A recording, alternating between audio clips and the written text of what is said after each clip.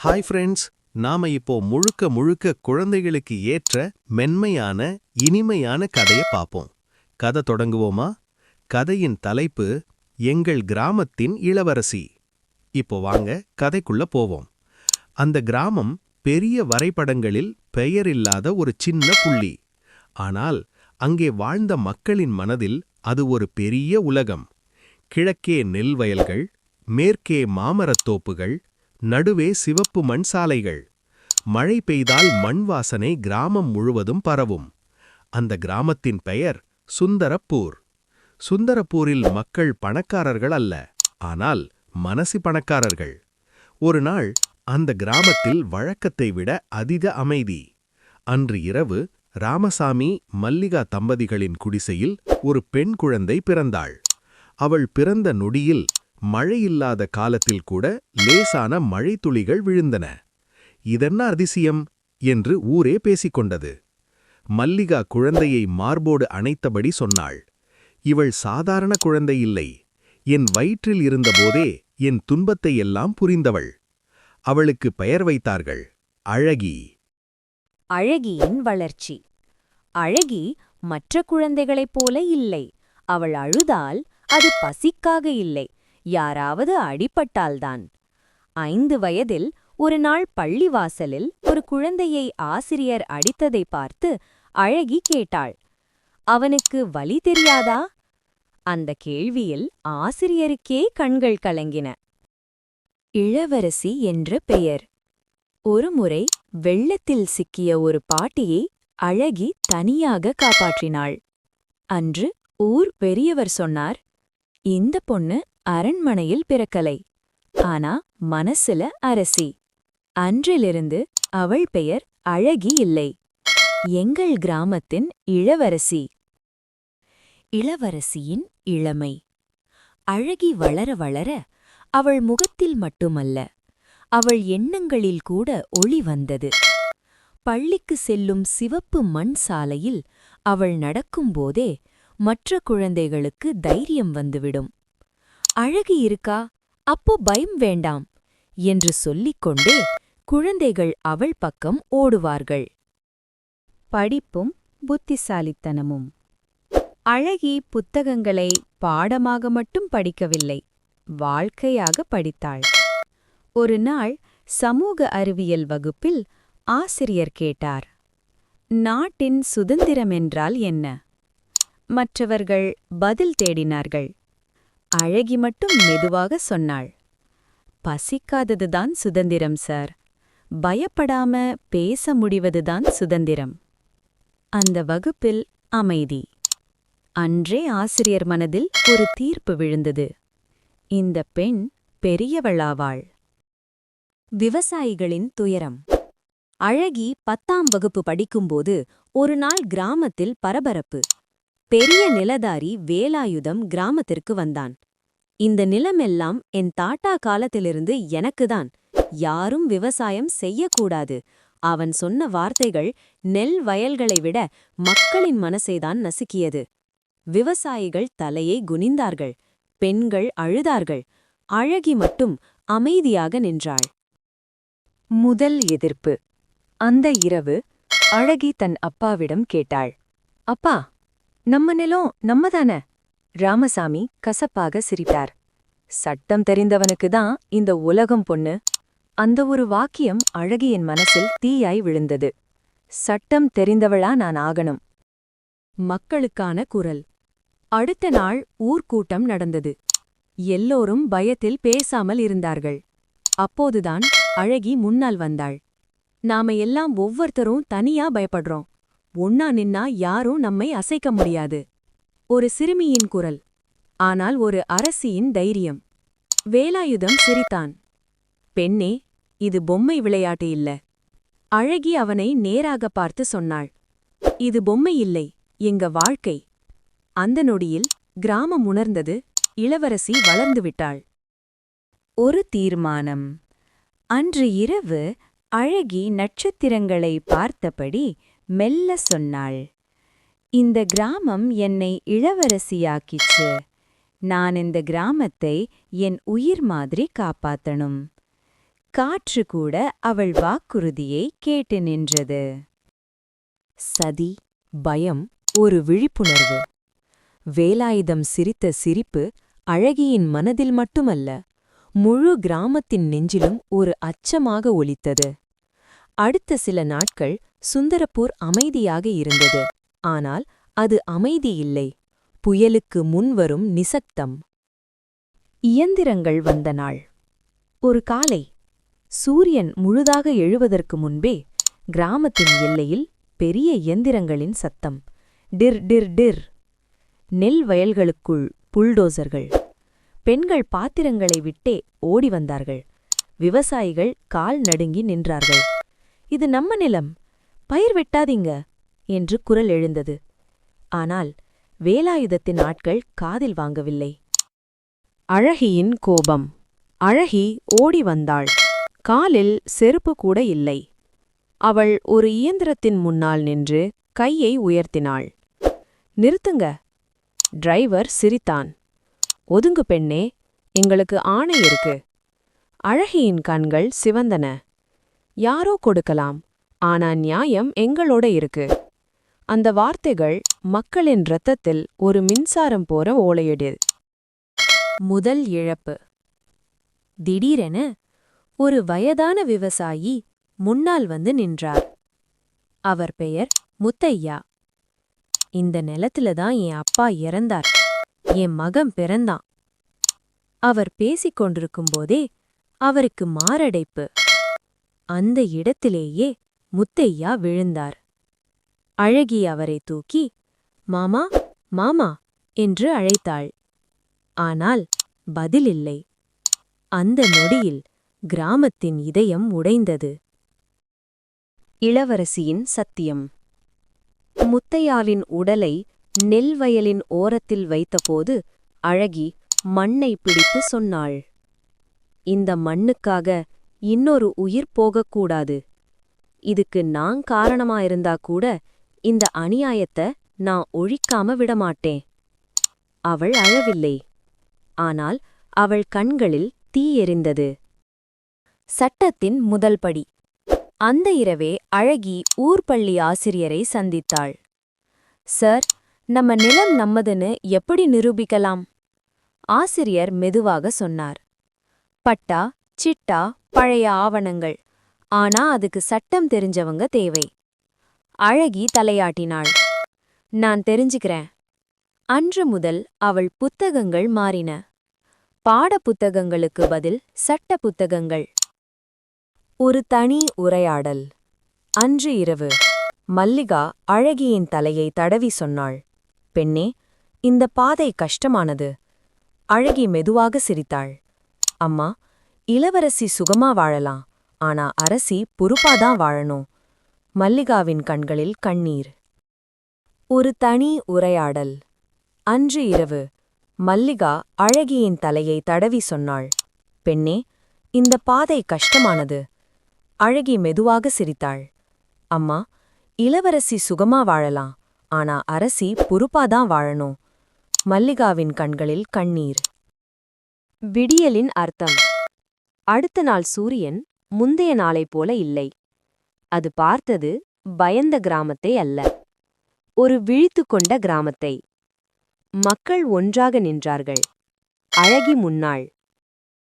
வெளியேறல். கல்வி, எரியும் மனம். அந்த நாள் காலை சுந்தரப்பூர் சாலையில் ஒரு சிறிய பை. அதற்குள் சில துணிகள், சில புத்தகங்கள், முழுக்க கனவுகள். அழகி ஊரை விட்டு கிளம்பினாள். பிரிவு. அம்மா மல்லிகா கண்ணீரை அடக்க முடியாமல் சொன்னாள், எவ்வளவு பெரியவளா ஆனாலும் எனக்கு நீ குழந்தைதான். அழகி அம்மாவின் கையை பிடித்தாள். இந்த குழந்தை திரும்ப வரும்போது இந்த கிராமத்துக்கான பாதுகாப்போடுதான் வருவாள். அப்பா ராமசாமி அவள் தலைமேல் கை வைத்தார். பயப்படாதே, நீ போகிற பாதை நியாயத்துக்கானது. பஸ் கிளம்பியது. கிராமம் மெல்ல மறைந்தது. ஆனால் அழகியின் உள்ளத்தில் அது இன்னும் பெரியதாக வளர்ந்தது. நகர வாழ்க்கை. நகரம் அழகியை வரவேற்கவில்லை. அங்கே யாருக்கும் யாருமில்லை. காலையில் அல்லூரி, மாலையில் வேலை, இரவில் சட்ட புத்தகங்கள். பல இரவுகள் பசியோடு தூங்கினாள். ஆனால் ஒரு நாளும் திரும்ப போயிடலாம் என்று நினைக்கவில்லை. சட்டம் ஆயுதமாக. அழகி சட்டத்தை புத்தகமாக இல்லை, ஆயுதமாக கற்றாள். இந்த சட்டம் எவருக்காக எழுதப்பட்டது? எதை மறைக்க பயன்படுத்தப்படுகிறது? ஒவ்வொரு பதிலும் அவளுக்கு கோபம் கொடுத்தது. அதே நேரத்தில் அவளுக்கு ஒரு வழியையும் காட்டியது. தனிமையும் நட்பும். ஒரு நாள் கல்லூரி நூலகத்தில் ஒரு இளைஞன் அவளிடம் பேசினான். அவன் பெயர் கதிர். நீ எப்போதும் கிராம நில வழக்குகள்தான் படிக்கிறாய். அழகி முதலில் அமைதியாக இருந்தாள். பிறகு சொன்னாள், அது என் உயிர். கதிர் சிரித்தான். அப்போ அது என் போராட்டமும் தான். அன்று முதல் அழகி தனியாக இல்லை. வேலாயுதத்தின் எதிர்த்தாக்குதல்.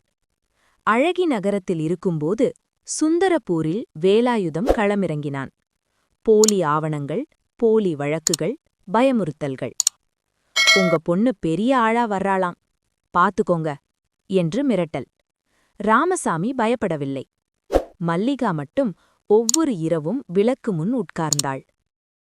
மன உறுதி.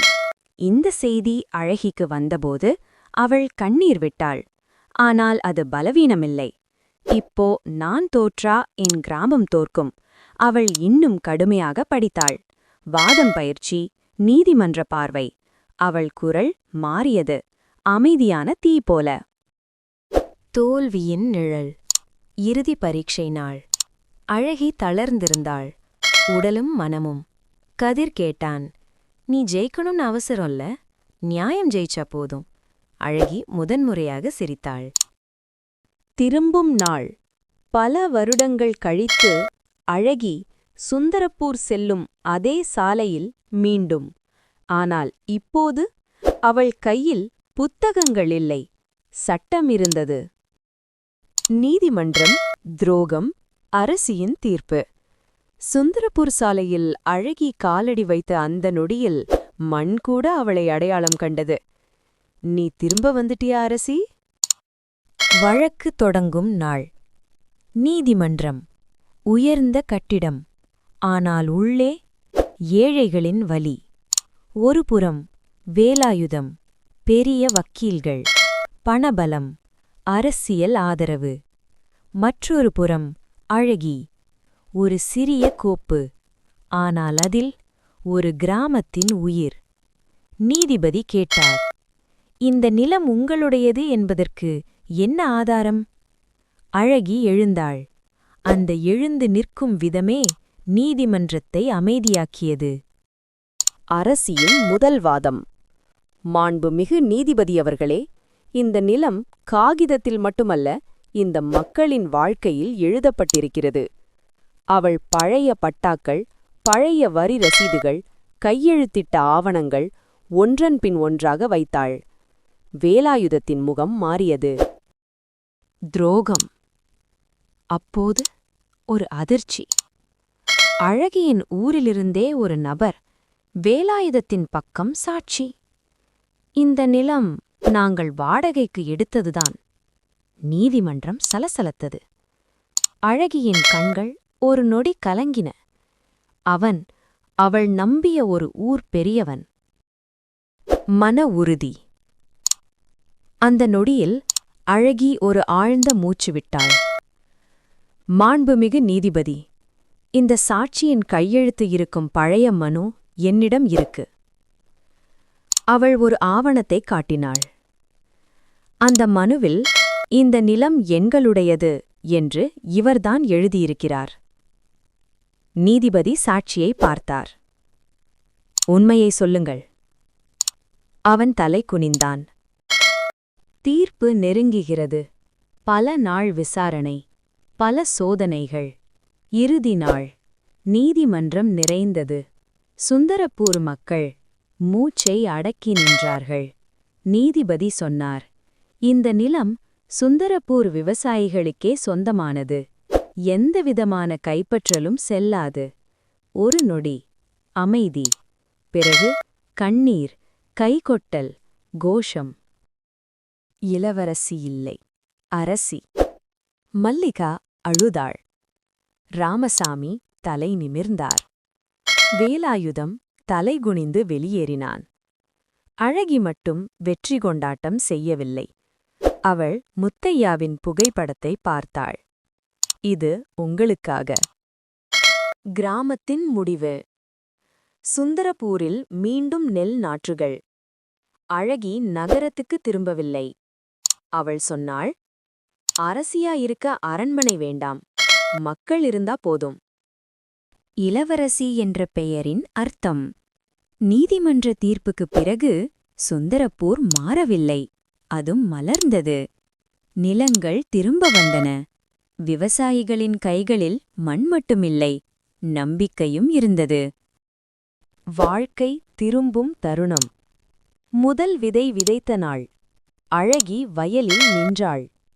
முத்தையாவின் மகன் அவளிடம் வந்து சொன்னான், அக்கா, அப்பா உயிரோட இருந்தா இதை பார்த்து சிரிச்சிருப்பார். அழகி மண்ணைத் தொட்டு நெஞ்சில் வைத்தாள். இந்த மண்ணுல எல்லாரோட உழைப்பும் இருக்கு. இளவரசியின் புதிய கனவு. ஒரு நாள் ஊர்க்கூட்டத்தில் அழகி பேசினாள். நம்ம பிரச்சனை நிலத்தோடு மட்டும் முடியல. கல்வி, சட்டம், விழிப்புணர்வு, இது எல்லாம் நம்ம குழந்தைகளுக்கு தேவை. அவள் முன்மொழிந்தாள். இலவச மாலை பள்ளி, பெண்களுக்கு சட்ட விழிப்புணர்வு, விவசாய ஆலோசனை மையம். மக்கள் ஒருமனதாக ஒப்புக்கொண்டார்கள். ஒரு வக்கீல், ஒரு மகள். அழகி வக்கீலாகவே இருந்தாள். ஆனால் பெரிய நகரங்களில் இல்லை. அவள் நீதிமன்றம், மக்களின் வாசல்.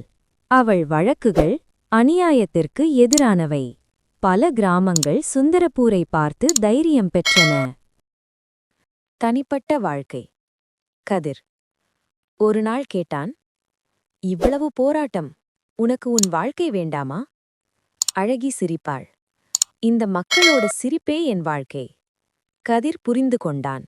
அவன் அவளோடு போராட்டத்திலேயே நின்றான். உண்மையான இளவரசி.